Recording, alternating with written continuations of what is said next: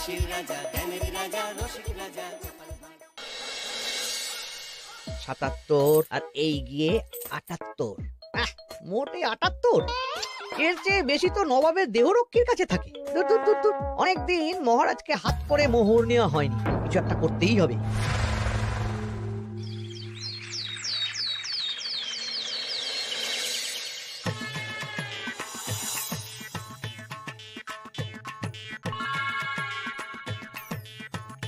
কই গো, কিছু কি ঠিক করলে?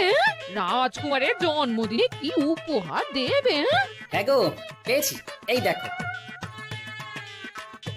উমা, এই যে তোমার ছোটবেলা সোনার আংটিখানা। হ্যাঁ গিন্নি, ঠিক ধরেছ। যেটুকু যা গয়না ছিল সবই তো দেওয়া হয়ে গেছে, নহে বিক্রি হয়েছে। আর তো কাউকে কিছু দেওয়ার নেই, তাই ভাবলাম এটাই উপহারে দিই। সে ভালো ভেবেছো। বেশ, আসি তাহলে, ওদিকে সবার দেরি হয়ে যাচ্ছে গিন্নি।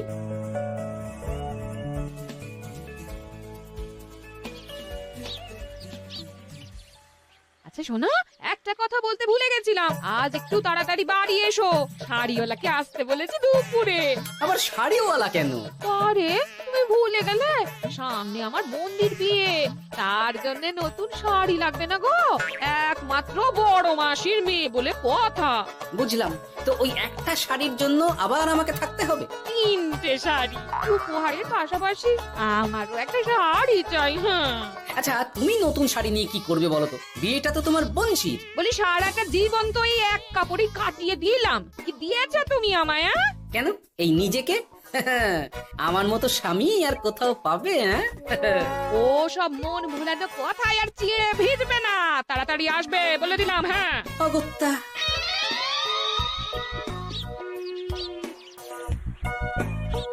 ধুর, গিন্নিরও যত কথা সব বেরোনোর সব। আবার তাড়াতাড়ি ফিরেও আসতে হবে শাড়ির জন্য। দেখি মহারাজকে বলি অগ্রিম বেতনের জন্য, না হলে তো শাড়ি কেনা যাবে না। তাও একটা হলে হতো, কিন্তু এনাকেও দিতে হবে। আসলে সত্যিই তো, গিন্নি আমার কত যত্ন আত্তি করে, কিন্তু তাকে আজ পর্যন্ত তেমন কিছু উপহার দিতে পারেনি। গিয়ে বলি।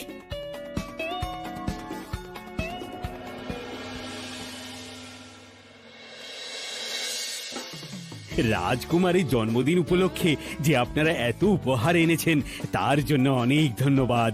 আপনাদের সকলের আশীর্বাদ ও ভালোবাসা আমি রাজকুমারের কাছে পৌঁছে দেব। এ আর এমন কি মহারাজ, জানেনই তো রাজকুমার আমাদের সকলের কাছে কত প্রিয়। ঠিক ঠিক। কিন্তু আমি অবাক হচ্ছি, আপনার প্রিয় গোপাল জন্মদিন ভুলে গেছে দেখে। এখনো পর্যন্ত তার কোনো পাত্তাই নেই। হ্যাঁ তাই তো, গোপাল আসেনি কেন? এসে গেছি মহারাজ। তা বলি, এসে তো উদ্ধার করে দিয়েছো, আজ রাজকুমারের জন্মদিন, সে কথা কি মাথায় আছে? ক্ষমা করবেন মহারাজ, আসলে ওই রাজকুমারের উপহার আর গিন্নির আবদার এসবের জন্যই আমার দেরি হয়ে গেল আর কি।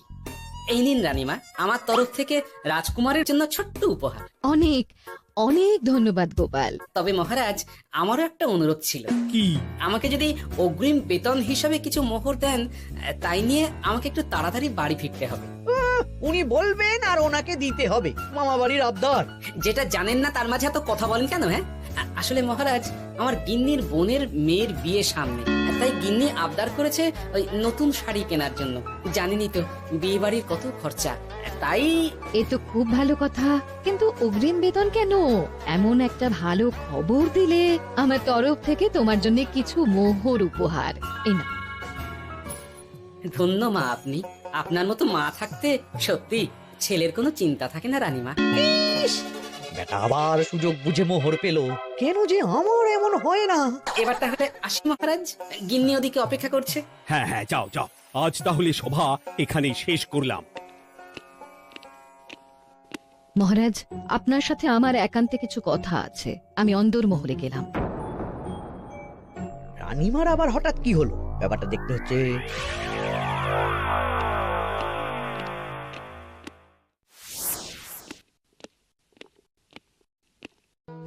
আজ আমি বুঝতে পারছি আপনি আমাকে একদম ভালোবাসেন না মহারাজ। ও কি কথা বলছো রানী? একদম ঠিক বলছি। নিজের গিন্নির আবদার মেটানোর জন্য গোপাল কত ভাবে, নতুন শাড়ি কিনে দেওয়ার জন্য অগ্রিম বেতন অব্দি চাইলো, আর আপনি? আমি তো রাজা, আমি কেন বেতন চাইবো? সেটাই তো, রাজা হয়েও আপনি কখনো এমন কিচ্ছু করেননি, কিচ্ছু না। আহা, রাগ করে না, আমি তোমাকে সব থেকে সুন্দর শাড়ি উপহার দেব। একেবারে সোনার সুতোর কাজ করা মুক্ত বসানো শাড়ি। এমন শাড়ি কেউ কখনো দেখেনি। ও মা, সত্যি? আচ্ছা, এই ব্যাপার। গোপালের কথা শুনে এবার মহারাজ ও রানীমাকে উপহার দেবে? ধুর, আমারই ভাগ্যটা খারাপ।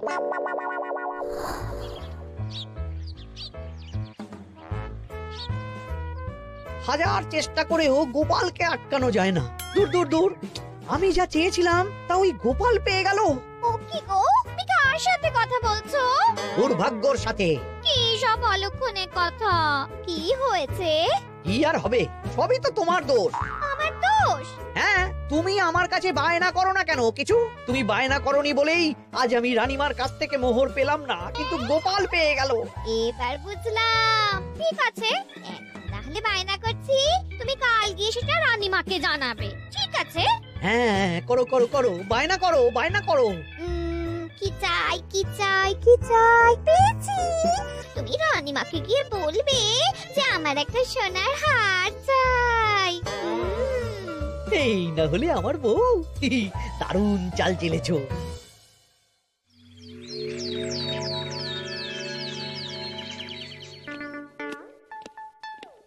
কি গো মন্ত্রী, আজ যে তুমি দেরি করলে বড়।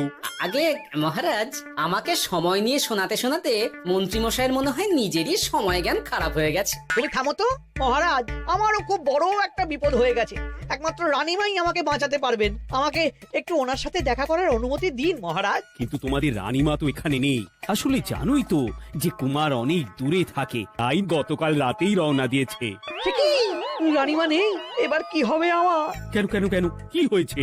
আসলে মহারাজ, আমার বউ আমার কাছে সোনার হার গড়িয়ে দেওয়ার বায়না করেছে, তাই আমার। বুঝেছি বুঝেছি, চুপ করো তুমি। এখন তোমাকে মোহর দিতে পারবো না। কেন মহারাজ? পরের মাসে দিতে পারবো। আসলে তোমাদের রানীমাকে সোনার সুতো দিয়ে কাজ করা এক শাড়ি উপহার করেছি সদ্য, যার জন্য অনেক খরচ হয়ে গেছে। তাহলে আমার সোনার হার পরের মাসে গড়িয়ে দিও। এটা তো ঠিক না। গোপাল আপনার প্রিয় বলে যখন যা চায় তখনই সাথে সাথেই পেয়ে যায়, আর আমার বেলায় এমন। এমন কোনো ব্যাপার নয় মন্ত্রী। মহারাজ, আপনি বরং আমাকে দেওয়া মোহরগুলো আমার অগ্রিম বেতন হিসেবে ধরুন, না হলে মন্ত্রী মশাই এমন অভিযোগ বারবার করবেন। আহা গোপাল, তোমাকে তো স্বয়ং রানীমা উপহার দিয়েছেন, এসব কিছু করতে হবে না। যেমন আছে তেমনই থাক। ঠিক আছে, আমিও দেখে নেব পরে। কি দেখে নেবে মন্ত্রী? না না, ও কিছু না মহারাজ, পরেই দেখে হার গড়ানোর কথা বলছি। না, মন্ত্রীর হাবভাব মোটেই ঠিক ভালো লাগছে না। বেটা মনে মনে নিশ্চয়ই কোনো ফন্দি আটছে আমার বিরুদ্ধে। কিছু একটা করতেই হবে।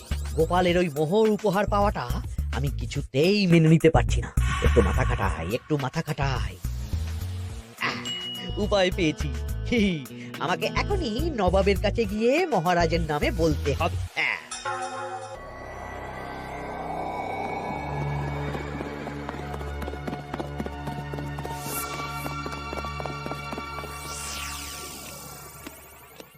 প্রণাম নবাব বাহাদুর। আরে এদি কৃষ্ণনগরের রাজা কৃষ্ণচন্দ্রের মন্ত্রী, তো হঠাৎ এখানেই কেন? আমি নবাব বাহাদুরকে আন্তরিক ধন্যবাদ জানাতে এসেছি। কিসের জন্য? এই যে আমরা খুব খুশি রাজা কৃষ্ণচন্দ্রের মতো একজন শক্তিশালী রাজা পেয়ে। শুধু সামরিক বলেই নয়, আর্থিক, সামাজিক, রাজনৈতিক সব দিক থেকে। আর এটা সম্ভব হয়েছে আপনার মতো একজন নবাবের মহারাজের ওপর কৃপা দৃষ্টির জন্য। বলতেটা কি চাইছো তুমি? তেমন কিছুই না, আপনার গুণগান করছি। নইলে আপনিই বলুন না, আমাদের মহারাজ কখনো সোনার সুতোয় বোনা মুক্তোর কাজ করা শাড়ি কিনে রানীমাকে উপহার দিতে পারে? কি সোনার শাড়ি? হ্যাঁ, এমন দামি শাড়ি যা হয়তো নবাবের কাছেও নেই। ঠিক আছে ঠিক আছে, তুমি এখন আসতে পারো। আর শোনো, আমি তোমাদের রাজ্য পরিদর্শনের জন্য লোক পাঠাবো। কবে কখন সেটা কাল তোমাদের সূচনা পাঠিয়ে দেবো, কেমন? ঠিক জায়গাতেই আগুনটা ধরিয়েছি মনে হচ্ছে। বেশ। ব্যাপারটা আমার মোটেই ঠিক লাগছে না উজির। কৃষ্ণচন্দ্রর মতো এক সামান্য রাজা এত দামি শাড়ি কিনলো কি করে? কালো বাজারি করছে না তো? আমিও একই কথা ভাবছিলাম হুজুর। এক কাজ করো, কালকে কৃষ্ণনগরে খবর পাঠাও। 2 দিন পর রাজকার্য পরিদর্শনের জন্য তুমি সেখানে যাবে। সব খতিয়ে দেখবে, আর কিছু বেগতিক বা গরমিল দেখলে সেটা বাজেয়াপ্ত করে নেবে, কেমন? আজকে হুজুর।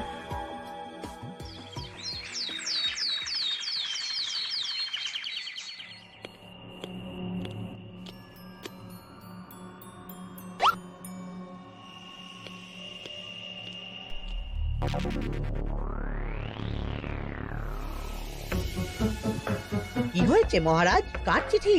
নবাবের রাজকার্য পরিদর্শনের জন্য লোক পাঠাবে 2 দিন পর। এতে চিন্তার কি আছে মহারাজ? চিন্তার বিষয় আছে। নবাব আমার রাজকোষের হিসাবও মিলিয়ে দেখতে চায়। কোনো একটা ভাবে নবাবের কানে আমার সোনার শাড়ি কেনার কথাটা চলে গেছে, তাই সন্দেহ করছে। সে কি কাণ্ড! নবাবকে তো চিনি, ভুল ধরার কোনো সুযোগ ছাড়বে না। আর চিঠিতে পরিষ্কার লিখে দিয়েছে, হিসেবের একটু এদিক ওদিক হলেই সে সব বাজেয়াপ্ত করে নেবে। হায় কপাল, এ সব হয়েছে গোপালের জন্য। অমনি শুরু করে দিলেন। আচ্ছা আমি আবার কি করেছি বলুন তো? তুমিই তো করেছো। সেদিন যদি তুমি তোমার গিন্নির শাড়ি কেনার কথাটা রানীমার কানে না তুলতে, তাহলে রানীমাও মহারাজের কাছে শাড়ির জন্য বায়না করতেন না, মহারাজও সোনার শাড়ি কিনতেন না, আর নবাবও জানতে পারতেন না। একদম ঠিক কথা বলেছো মন্ত্রী, সব দোষ তোমার গোপাল। মহারাজ আপনি এমন বলছেন? হ্যাঁ বলছি, কারণ এটাই হয়েছে। দুশ্চিন্তায় এখন মাথা খারাপ হয়ে যাচ্ছে আমার। আমি জানি না তোমার জন্য আজ অব্দি এমন বিপদে কবে পড়েছি। এবার তোমাকেই এখান থেকে বেরোনোর উপায় বের করতে হবে। আর যদি তা না করতে পারো, তাহলে আজ পর্যন্ত তোমাকে যত মোহর উপহার দেওয়া হয়েছে সেই সব উপহারের মোহর ফেরত দিতে হবে। সব মোহর যে প্রায় খরচ হয়ে গেছে মহারাজ, আবার আমি কোথা থেকে পাবো? সেটা তুমি জানো। এইবার গোপাল ভালো মতো জব্দ হয়েছে। এই যে লঘু পাপে গুরুদণ্ড। গোপাল পড়ল ফাঁদে, এমন দেখে মন্ত্রী হাসে আর আমার মনটা কাঁদে।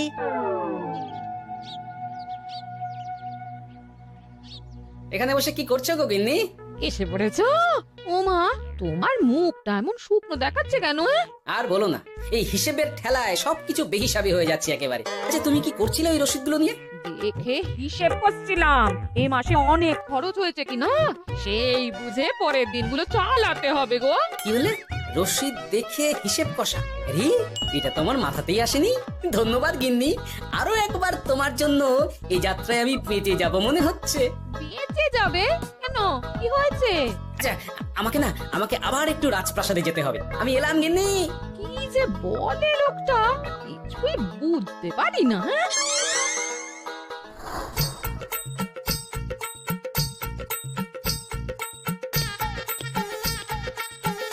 আসতে পারি মহারাজ? এ কি গোপাল, তুমি? আর কোনো চিন্তা নেই মহারাজ, নবাবকে হিসেব বোঝানোর উপায় পেয়ে গেছি। কি বলছো? কি উপায়? এই দুদিনে আপনি শুধু সকল প্রজাদের কাছ থেকে পুরনো রসিদ সংগ্রহ করুন, তাহলেই কেল্লা ফতে। তাই নাকি? আর নয়তো কি? তবে এ ব্যাপারে মন্ত্রী মশাইকে কিন্তু কিচ্ছু জানতে দেওয়া যাবে না। শুধু আমি যা বলছি তাই করুন মহারাজ।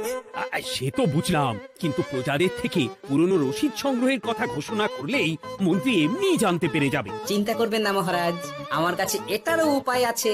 আপনি শুধু খেয়াল রাখবেন যাতে এই কথা 5 কান না। বাকিটা ভরসা রাখুন, কৃষ্ণনগরের একটা ঘাসও নবাব বাজেয়াপ্ত করতে পারবে না।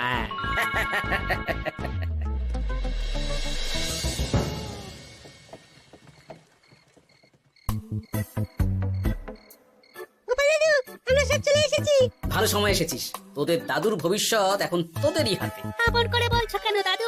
আমরা থাকতে তোমার কিচ্ছু হবে না, শুধু বলো না কি করতে হবে। জানি তো, তোদের যেটা করতে হবে সেটা হলো সবার বাড়ি বাড়ি গিয়ে পুরনো রসিদ সংগ্রহ করতে হবে। এই ব্যাপার, এটা আর এমন কি? কিন্তু কেউ যদি জিজ্ঞাসা করে কেন চাইছি, তখন বলবি যে ওই গোপাল দাদু ওই ঠোঙা বানাবে বলে পুরনো কাগজ চাইছে। আচ্ছা, আমরা এক্ষুনি নিয়ে আসছি। যাক, প্রথম ধাপ হয়ে গেল, এবার পরের ধাপের প্রস্তুতি। যাই একবার বরং বিজ্ঞানীর কাছ থেকে ঘুরে আসি।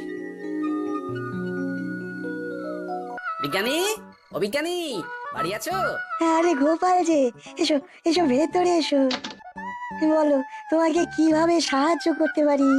তোমার কাছে কালি মোছা যায় এমন কোনো কিছু আছে? কালি মোছার জিনিস? হ্যাঁ, একটা তরল রাসায়নিক পদার্থ আছে যেটা সব ধরনের কালি তুলে ফেলে। দাঁড়াও দিচ্ছি। অনেক ধন্যবাদ বিজ্ঞানী।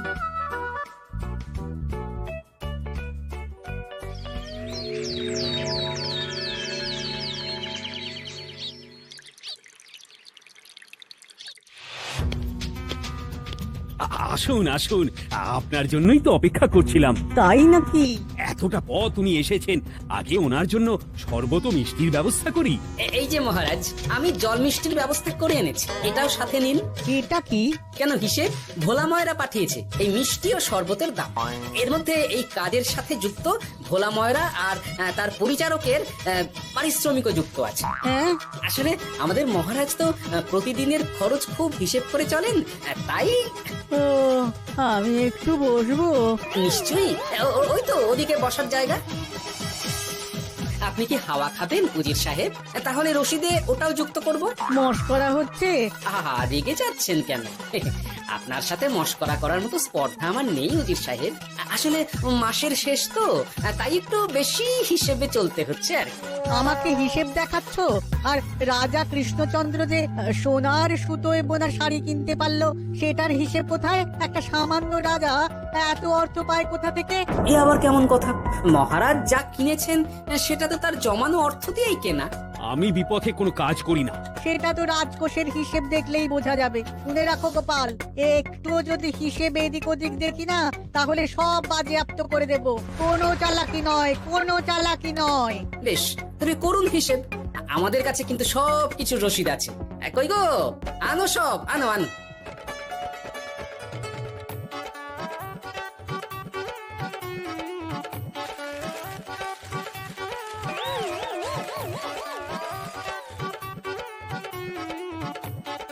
হ্যাঁ, এত রসিদ? আপনি বরং নিশ্চিন্তে হিসেব কষে নিন, আমরা আসি।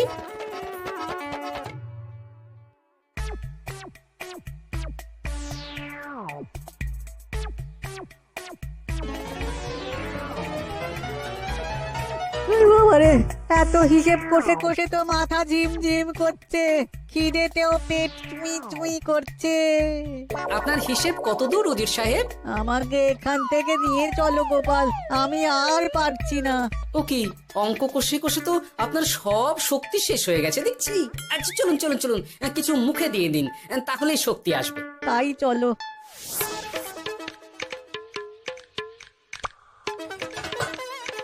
নিন, এটা হলো দুপুরের খাবার, আনাজ মশলা এমনকি রান্নার ঠাকুরেরও পারিশ্রমিকের হিসেব। এবার আমি পাগল হয়ে যাব। আমি আর কোনো হিসেব দেখতে চাই না। সব সময় কি আর হিসেব নিয়ে চলা যায় নাকি? কি আর করা যাবে বলুন? হিসেবে না চললে আপনি তো মহারাজের উপার্জনের উপর সন্দেহ করবেন, আর বেশি খরচ হলেই সম্পত্তি বাজেয়াপ্ত করবেন। তাই বলে সব কিছুতেই হিসেব? কোনো একদিকে বেশি খরচ হলে বাকি দিকগুলো এইভাবেই কম করে চলতে হয়। কি ঠিক বলিনি? আমি আমার ভুল বুঝতে পেরেছি গোপাল, এবার আমাকে রেহাই দাও। আসলে তোমাদের মন্ত্রী নবাবের কাছে গিয়ে তোমাদের রাজা নামে উস্কেছে। মন্ত্রী? খেয়েছে, পালাতে হবে দেখছি। ঠিক জানতাম, মোহরের জন্যই এত কিছু। তাই তো নবাব এমন করেছেন। বেশ, এবার আমি ফিরে গিয়ে নবাবকে সব জানিয়ে দিচ্ছি। সত্যি গোপাল, তোমার তুলনা হয় না। আর মন্ত্রী, আগে মহারাজ, তুমি যা করেছো তার কোনো ক্ষমা নেই। তোমার জন্যই আমার এত হয়রানি হয়েছে। ভুল হয়ে গেছে, আমাকে ক্ষমা করে দিন মহারাজ। গোপালের ওপর হিংসে করে এমন করেছি, আর হবে না। একটা সুযোগ দিন মহারাজ। হ্যাঁ মহারাজ, সুযোগ দিয়েই দিন।